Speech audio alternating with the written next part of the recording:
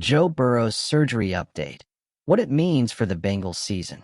Cincinnati Bengals. It's going to be a long road back for the Cincinnati Bengals after star quarterback Joe Burrow went under the knife with a toe injury. Burrow, who was forced out of his game against the Jacksonville Jaguars over the weekend, can be seen landing and standing up for only a moment before slamming his helmet into the ground in frustration, is predicted to miss at least 3 months. But Bengals head coach Zac Taylor offered up an encouraging update on Thursday, assuring that Burrow's surgery went well, and while there is no timetable for his return, the door has not been closed on a hasty return for later in the season. Browning, a quarterback who is the backup to starter Joe Burrow, replaced him and finished against Jacksonville, leading the Bengals to a 31-27 win over the Jaguars. Browning flashed in his own right, passing for 241 yards and 2 scores, but it's also abundantly clear that the Bengals are capable of a playoff win, or possibly more, with Burrow at quarterback. Browning is due to at least hold the starting position until Burrow can return, but the larger question looms. Can the Bengals sustain their fantastic start without their franchise signal caller? The Bengals are 2-0, and Burrow has been a critical part of their surge since he was drafted in 2020.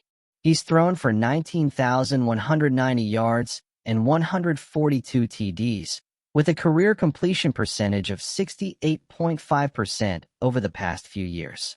Burrow inked a huge 5-year, $275 million deal in 2023 that cemented him as one of the NFL's best signal callers.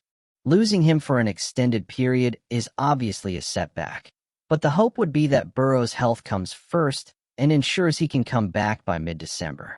Should Burrow be able to return to action at some point later in the season, perhaps, hopefully, the Bengals still are involved in the playoff chase.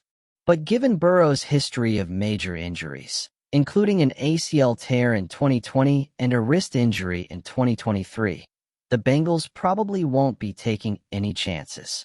Should he return, Burrow would be unlikely to do much as a runner and wouldn't take on the risk of any kind of punishment that the exposed kneecap could worsen.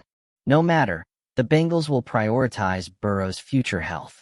So there is at least some hope for a lackluster passing attack through the month of November, and maybe into December if Rapp can return to full strength.